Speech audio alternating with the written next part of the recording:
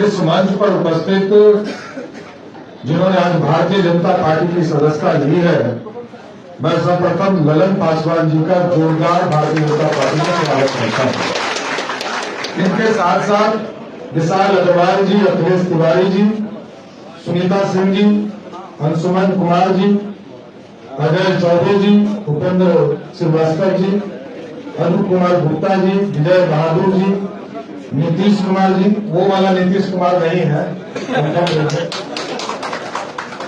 और सम्मानित जो लोग आज सदस्यता ग्रहण कर रहे हैं, मैं सबका इस हॉल में उपस्थित हजारों की संख्या में जो आज भारतीय जनता पार्टी की सदस्यता ग्रहण कर रहे हैं, उन दोनों हाथ फैलाकर उनका भारतीय जनता पार्टी में स्वागत करते हैं। ललन जी से लंबे समय से छात्र संस्था के तौर पर ये काम कर रहे थे, उस दौर से इनसे हम लोगों का संबंध रहा है और छात्र संस्था में लगातार संघर्ष करके बाद में विधायक दो बार चुनाव से हुए और आप लोगों की सेवा करने का काम चुनावी विधानसभा में किया। स्वाभाविक है, एक मजबूत नेता और एक मजबूत साथी की जरूरत होती है सभी को, और जो स्पष्ट दिख रहा है, भारतीय जनता पार्टी लगातार कर्पूरी ठाकुर जी को भी मुख्यमंत्री बिहार में बनाने का काम किया और कर्पूरी ठाकुर जी को गद्दी तक पहुंचाना जनसंघ और भाजपा के कार्यकर्ताओं ने किया सर।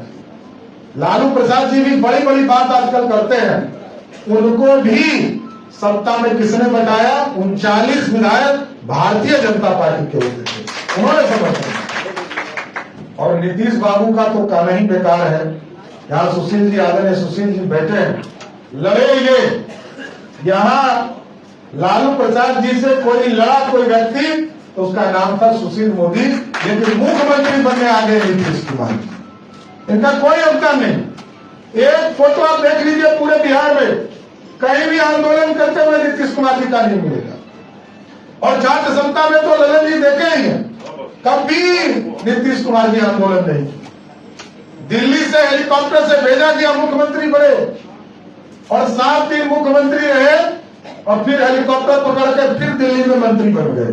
यही है नीतीश कुमार जी का, कोई योगदान नहीं रहा साथ। भाजपा संघर्ष करते रहे और जब भाजपा और समता पार्टी का पहला गठबंधन हुआ था साथ, लोग कहते हैं ना कि कंधा पे हमने भी सहयोग किया, तो हम कंधा का ही उदाहरण देना चाहते हैं। 1995 में जब समता पार्टी अकेले लड़ी थी और भारतीय जनता पार्टी भी अकेले लड़ी थी, तो 41 सीट विधायकों का जीतकर भारतीय जनता पार्टी आई थी और समता पार्टी 6 सीट जीतकर आई थी। मतलब 6 गुना अधिक ताकत किसका था? भारतीय जनता। 7 गुना अधिक ताकत भारतीय जनता पार्टी का था साथी। और तब भाजपा ने कंधे पर बैठाकर नीतीश कुमार जी को बिहार का मुख्यमंत्री बनाया। लेकिन पता नहीं, आजकल तो उनके खिलाफ बोलने में भी डर लगता है, वो कब क्या बोल देंगे, कुछ पता ही नहीं चल रहा है। क्या स्थिति है पूरा बिहार देख रहा है, पूरा संसार हो चुका बिहार। क्या बिहार के मुख्यमंत्री की क्या स्थिति है? लेकिन साथियों, बड़ा स्पष्ट है, नरेंद्र मोदी जी का कमिटमेंट था 2020 के चुनाव में, और 43 सीट आने के बाद भी फिर वही परंपरा जो 2000 में अपनाई गई, फिर से नरेंद्र मोदी जी ने मुख्यमंत्री बनाने का काम नीतीश कुमार ने। लेकिन पता नहीं क्यों भाग गए, उनको बीच बीच में कीड़ा काट लेता है प्रधानमंत्री बनने का, और इसका कोई उपाय नहीं था। पिछले बार कीड़ा काटा था तो उनको 2 सीट आया था, और इस बार खाता खुलेगा क्या? इस बार 2024 के चुनाव में अब तो आप लोगों की भी ताकत हम लोगों के साथ हो गई। पूरा भारतीय जनता पार्टी मजबूत हो रहा है और लगातार नरेंद्र मोदी जी की सेवा भी इस देश में हो रही है। उससे स्पष्ट झलकता है 2024 के चुनाव में बिहार की 40 की 40 सीट जिताकर फिर से नरेंद्र मोदी की सरकार बनाएंगे। आप देखिए साथी, जो हमारा मुख्य विरोधी पार्टी है वो रोज भ्रम फैलाता है आरक्षण खत्म नहीं होने देंगे, लेकिन कभी उसने आरक्षण दिया क्या? राजद वाले से पूछिएगा, अपने गांव में जब आए उनसे पूछिए कभी आरक्षण दिया क्या? किसको आरक्षण दिया ये तो बताओ। 15 साल तक लालू जी मुख्यमंत्री रह गया, किसी वर्ग को, न पिछड़े को, न अति पिछड़े को, न दलित को, और इस 15 साल में किसको आरक्षण दिया मालूम है? तुष्टीकरण के लिए 32 अल्पसंख्यक जातियों को आरक्षण देने का काम किसने किया? तो वो लालू प्रसाद जी। कोई पिछड़ा हमारे पिछड़े नहीं है। इसलिए साथियों, हम लोगों को तय करना है कि सिर्फ तुष्टीकरण से बिहार चलेगा और क्या आरक्षण का लाभ सिर्फ परिवार वाले लेंगे? लालू जी के लिए आरक्षण का मतलब है कि पहला आरक्षण उन्होंने राबड़ी देवी जी को दिया, दूसरा आरक्षण तेजस्वी यादव को दिया, तीसरा आरक्षण तेज प्रताप को दिया और चौथा आरक्षण जब रामकृपाल जी से चुनाव हार गई उनकी बेटी तो राज्यसभा में भेज दिया। यही आरक्षण। तो साथियों, ये सोचना पड़ेगा। लगातार महिला बिल पर पास होते रहे, दिल्ली में आता रहा लोकसभा में, और सब बार कौन फाड़ते रहा? याद कीजिए, लालू जी फरवाते रहे। सोनिया गांधी जी ने कहा, राजीव गांधी जी का सपना था इस देश में महिला बिल आरक्षण पास हो। सपना किसने पूरा किया? कोई कांग्रेस की पार्टी ने किया क्या? राजीव गांधी जी का सपना यदि किसने पूरा किया उनका नाम है नरेंद्र मोदी, जिसकी सरकार ने पूरा करने का काम। आज शिक्षकों के नाम पर, बहाली के नाम पर लोगों को भ्रमित करने का काम किया जा रहा है।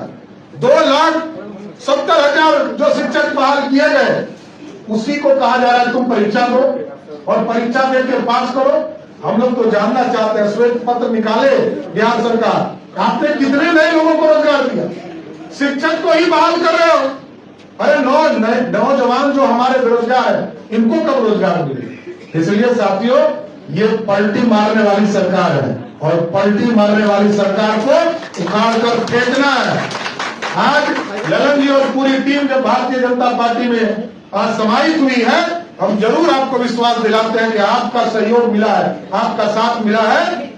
आगे के दिनों में 2024 में नरेंद्र मोदी जी की सरकार बनेगी और जो नरेंद्र मोदी जी देश में गारंटी देते हैं कि भ्रष्टाचार के खिलाफ कार्रवाई होगी, तो हम लोग भी भारतीय जनता पार्टी का एक एक कार्यकर्ता आपको गारंटी देता है, बिहार में भाजपा की सरकार बनाओ, एक भी अपराधी बिहार में नहीं मिल सकता।